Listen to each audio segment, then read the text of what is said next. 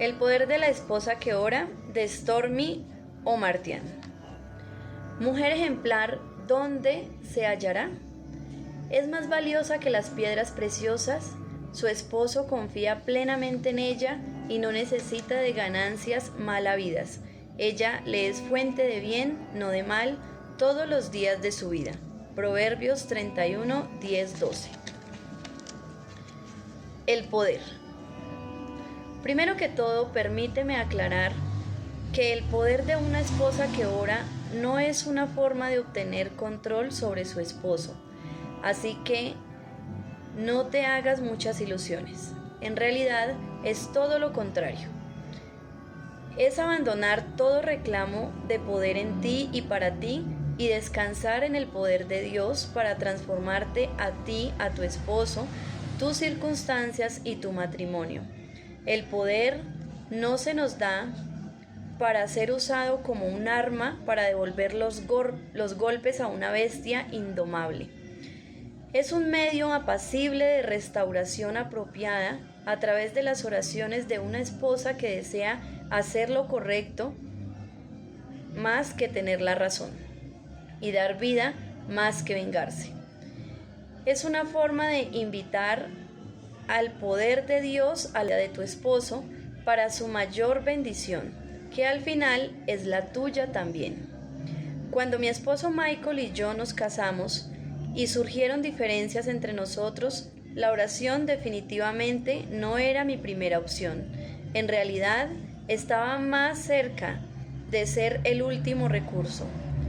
Yo traté otros métodos primero, tales como discutir, rogar, no hacer caso, evadir, enfrentar, discutir y, por supuesto, el tan conocido tratamiento del silencio.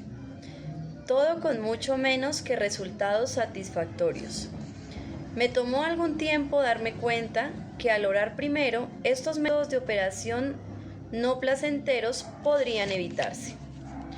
Para cuando leas este libro, Michael y yo tendremos más de un cuarto de siglo de casados. Esto no es menos que milagroso. Por cierto, no es un testimonio a nuestra grandeza, sino a la fidelidad de Dios para contestar oraciones. Confieso que después de todos estos años, todavía estoy aprendiendo y no es algo que sucede con facilidad. A pesar de que no tengo mucha práctica de estar haciéndolo tan bien como cuando lo hacía mal, puedo decirles sin reserva que las oraciones trabajan.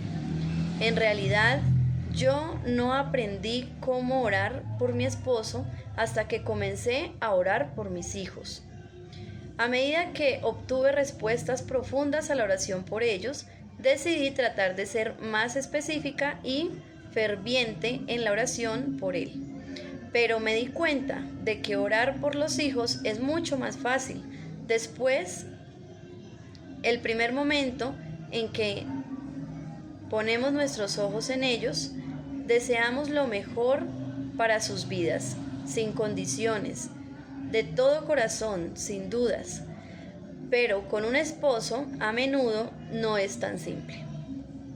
En especial para alguien que ha estado casada por algún tiempo.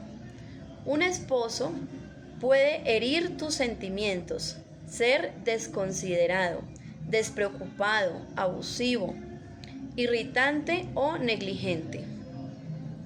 Él puede decir o hacer cosas que traspasan tu corazón como una astilla y cada vez que comienzas a orar por él encuentras la astilla enconada.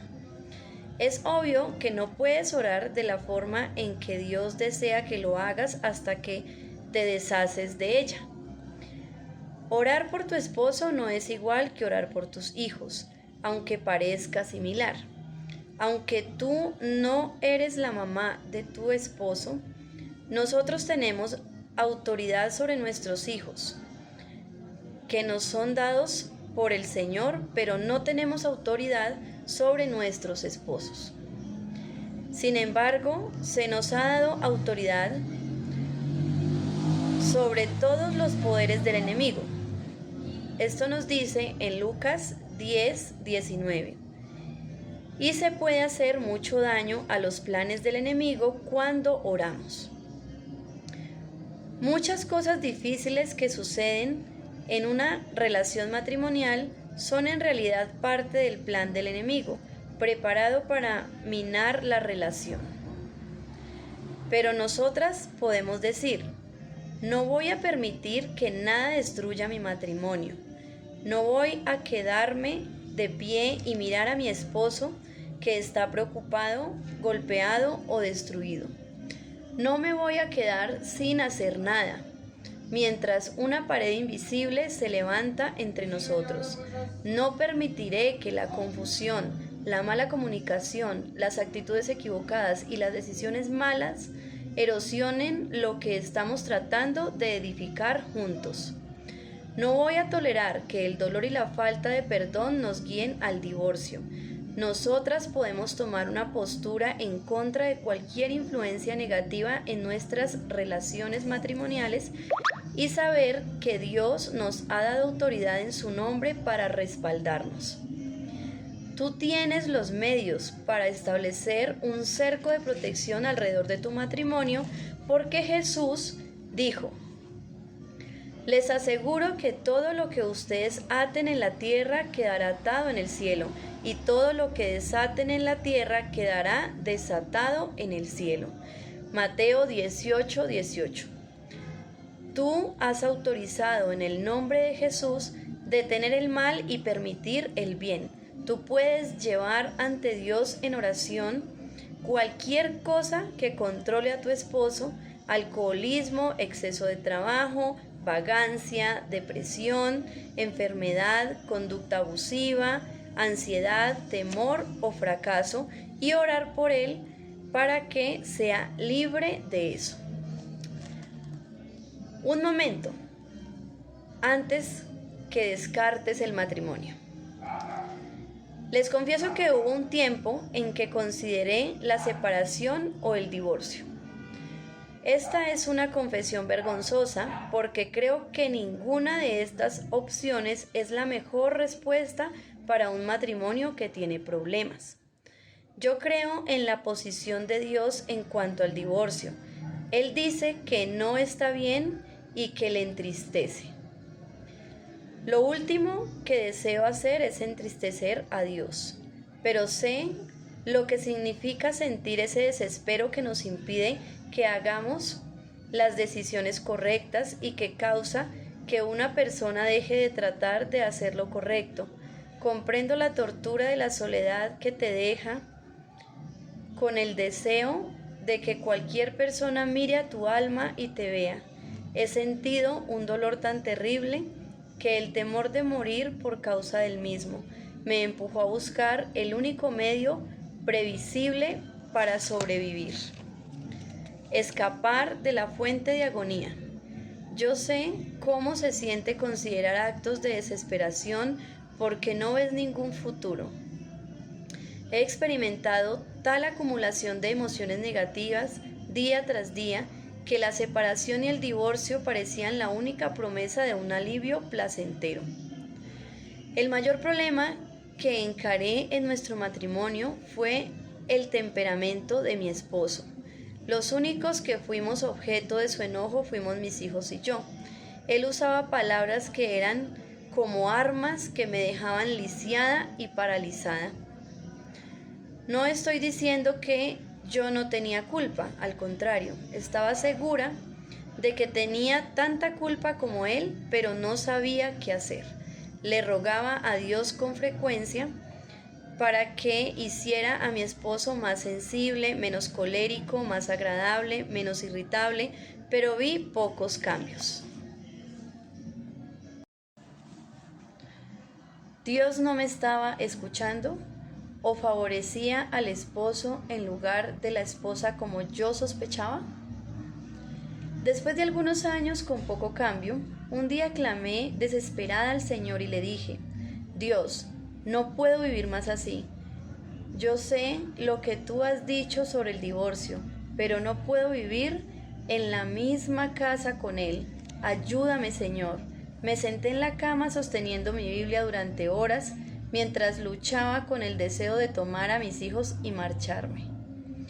Yo creo que debido a que recurrí a Dios con toda honestidad y le hablé sobre cómo me sentía, Él me permitió poder ver de forma exacta y clara cómo sería mi vida si me marchaba, dónde viviría, cómo me mantendría y cuidaría de los niños, quiénes serían mis amistades y, lo peor de todo, cómo la herencia del divorcio afectaría a mi hijo y a mi hija.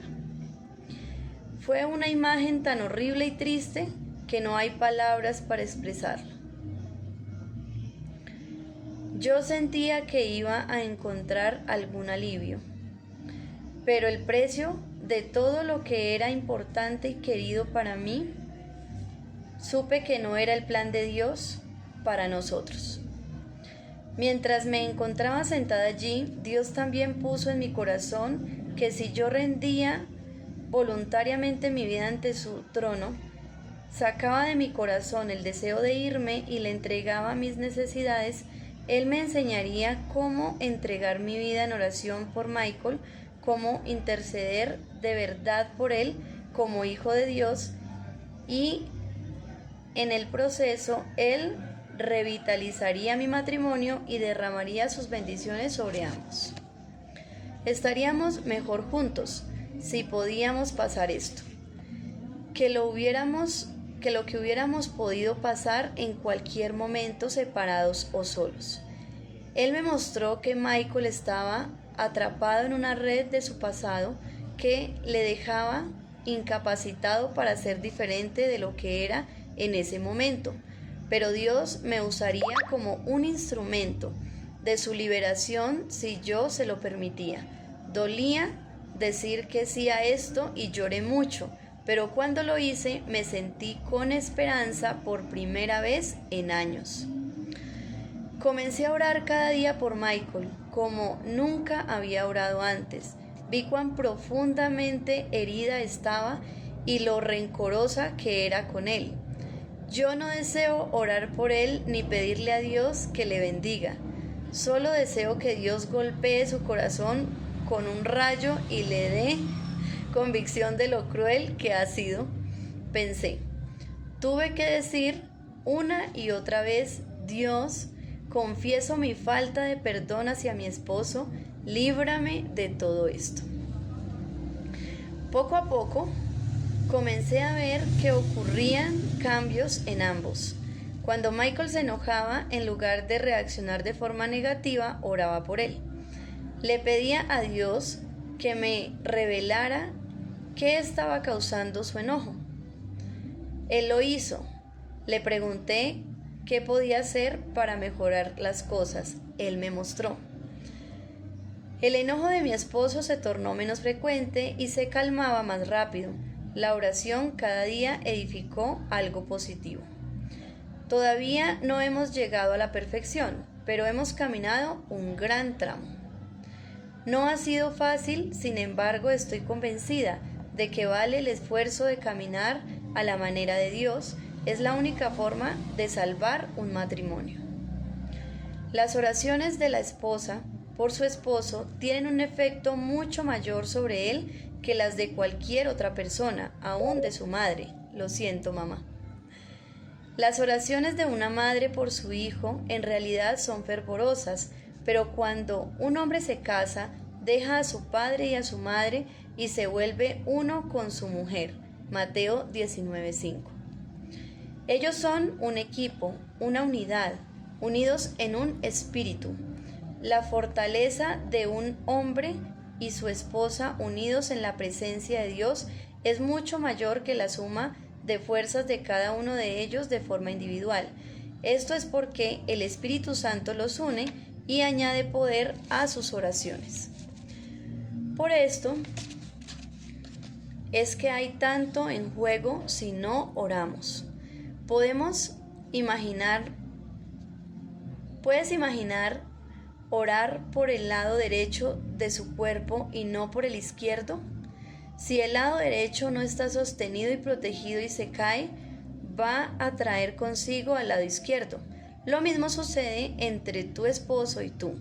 Si oras por ti y por él no, nunca encontrarás las bendiciones que deseas y el cumplimiento de ellas. Lo que le suceda a él te sucede a ti y no puedes evitarlo. Esta unidad nos da un poder que al enemigo no le gusta. Debido a esto, él busca la manera de debilitarla. Él nos da cualquier cosa que nos haga caer, ya sea autoestima baja, orgullo, la necesidad de tener la razón, mala comunicación o rendirnos a nuestros deseos egoístas. Él te dirá mentiras como: nada va a cambiar nunca. Tus fracasos son irreparables. No hay esperanza para la reconciliación. Tú vas a ser más feliz con otra persona. Él te va a decir lo que tú quieras creer, porque Él sabe que si puede hacer que tú lo creas, no existe futuro para tu matrimonio. Si crees suficientes mentiras, con el tiempo tu corazón se endurecerá en contra de la verdad de Dios. En cada matrimonio roto hay por lo menos una persona cuyo corazón está endurecido contra Dios. Cuando el corazón se endurece, no hay visión de la perspectiva de Dios. Cuando somos desdichados en el matrimonio, sentimos que cualquier cosa será mejor que lo que estamos experimentando, pero no vemos toda la imagen. Solo vemos la forma en que está, no la forma en que Dios desea que esté. Sin embargo, cuando oramos, nuestros corazones se vuelven suaves para Dios y recibimos una visión. Vemos que hay esperanza, tenemos la fe de que Él restaurará todo lo que ha sido devorado, destruido y comido del matrimonio. Yo les compensaré a ustedes por los años en que todo lo devoró ese gran ejército de langostas. Joel 2:25 nos habla de esto. Nosotros podemos confiar en que Él se llevará el dolor, la desesperanza, la dureza y la falta de perdón.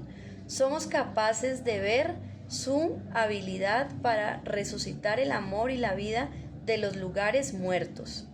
Imagínense el gozo de María Magdalena cuando fue a la tumba de Jesús la mañana siguiente, después de que Él había sido crucificado, y encontró que Él no estaba, después de todo muerto, sino que había sido resucitado por el poder de Dios. El gozo de ver que algo muerto sin esperanza es traído a la vida es el gozo mayor que podemos conocer. El poder que resucitó a Jesús es el mismo poder que resucitará lo que está muerto en tu matrimonio y pondrá vida de nuevo en ello. Con su poder Dios resucitó al Señor y nos resucitará también a nosotros. 1 Corintios 6:14. Es el único poder que puede hacerlo. Pero esto no sucede sin un corazón para Dios que esté dispuesto a luchar en oración, crecer durante los tiempos difíciles y esperar por el amor a que sea resucitado. Tenemos que pasar por el dolor para llegar al gozo.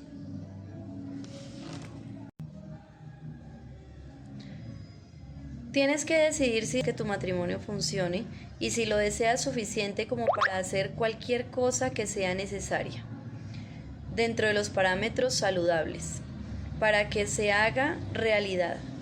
Tú tienes que creer que tu parte de la relación que ha sido comida por el dolor, la indiferencia y el egoísmo puede ser restaurada y confiar que lo que te ha plagado, cosas como el abuso, muerte de un hijo, infidelidad, pobreza, pérdida, enfermedades catastróficas o accidentes, pueden ser librados de sus garras, de las garras de la muerte. Debes determinar que todo lo que les está consumiendo a ti y a tu esposo, cosas como el exceso de trabajo, alcoholismo uso de drogas o depresión pueden ser destruidos. Tú tienes que saber que cualquier cosa que haya afectado tus relaciones callada y furtivamente, hasta lograr no ser percibida como una amenaza hasta que se hace evidente, puede ser removida. Cosas tales como hacer ídolos de la profesión, de tus sueños, de tus hijos o tus deseos egoístas, tienes que confiar que Dios es lo suficientemente grande como para cumplir todo esto y más. Si despiertas una mañana con un extraño en tu cama y es tu esposo, si experimentas un alejamiento silencioso de las vidas de ambos que lesiona toda conexión emocional, si percibes un implacable desgaste del amor y la esperanza, si tu relación se encuentra en un abismo sin fondo de dolor y enojo tal que cada día te lanza a un nivel de desesperación más profundo, si cada palabra que se dice produce una zanja más grande entre ustedes hasta que se convierte en una barrera impenetrable que les mantiene separados a millas de distancia, vive convencida de que ninguna de las cosas mencionadas anteriormente es la voluntad de Dios para tu vida. La voluntad de Dios es derrumbar todas esas barreras y sacarte de ese abismo. Él puede sanar las heridas y traer de nuevo amor a tu corazón. Nada ni nadie más puede hacerlo. Pero tú tienes que levantarte a decir: Señor, oro porque finalice este conflicto y que se rompa lo que mantiene la contienda en nosotros. Quítanos el dolor y la amargura que nos hemos puesto para protegernos. Sácanos del abismo del resentimiento. Habla a través de nosotros para que nuestras palabras reflejen tu amor, paz y reconciliación. Derrumba esta pared entre nosotros y enséñanos cómo caminar por encima de ella. Capacítanos para levantarnos de esta parálisis y movernos en la sanidad y salud que tú tienes para nosotros. No des por perdido tu matrimonio. Pídele a Dios que te dé un esposo nuevo. Él es poderoso para tomar ese que tienes y hacerlo una nueva criatura en Cristo. Los cónyuges no están destinados a discutir, a estar separados emocionalmente, a vivir una muerte matrimonial, ser infelices o divorciados. Nosotros tenemos el poder de Dios de nuestro lado. No tenemos que dejar nuestros matrimonios a la suerte. Podemos luchar por ellos en oración y no rendirnos, porque mientras estemos orando hay paz con Dios. Nada está tan muerto como aparenta, ni siquiera tus propios sentimientos. ¿Qué acerca de mí? Yo también necesito oración. Es natural entrar en esta aventura de oración preguntándote si tu esposo en algún momento estará orando por ti de la misma forma en que tú lo haces por él. Esto, con seguridad, sería tremendo, pero no cuentes con ello. El orar por tu esposo será un acto de amor y sacrificio sin egoísmo y emocional e incondicional de tu parte. Tienes que estar dispuesta a hacer este compromiso sabiendo que es posible e incluso muy probable que él nunca ore por ti de la misma manera. En algunos casos, puede que él no ore por ti. Tú puedes pedírselo y orar por él para que ore por ti, pero no puedes demandárselo. A pesar de lo que suceda, ya sea que él lo haga o no, ese no es tu problema, es de Dios. Así que líbralo de esa obligación. Si él no ora por ti, de todas formas, él pierde más que tú. Tu felicidad y que te sientas realizada no dependerá de él si él ora o no por ti, sino de tu propia relación con el Señor. Sí, las esposas necesitan oración también, pero estoy convencida de que no debemos depender de nuestros esposos para que sean los únicos proveedores de ellas. De hecho, tratar de que tu esposo sea el dedicado compañero de oración pudiera ser una trampa para el fracaso y el desaliento de ambos.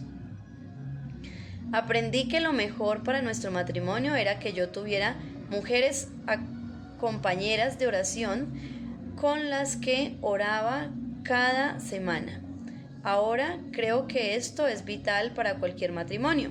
Si puedes encontrar a 2 o más mujeres fuertes, llenas de fe y en las que puedas confiar plenamente y con quienes puedas compartir los deseos de tu corazón, prepara un tiempo de oración semanal con ellas.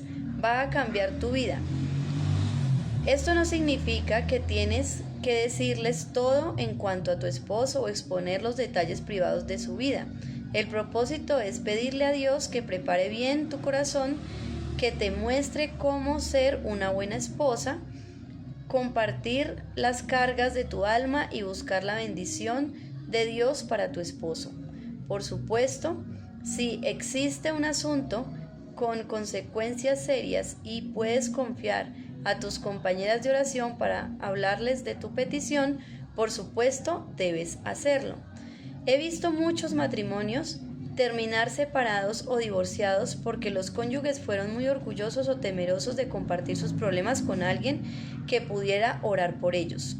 Continuaron mostrando que todo estaba bien y de improviso un día el matrimonio había terminado.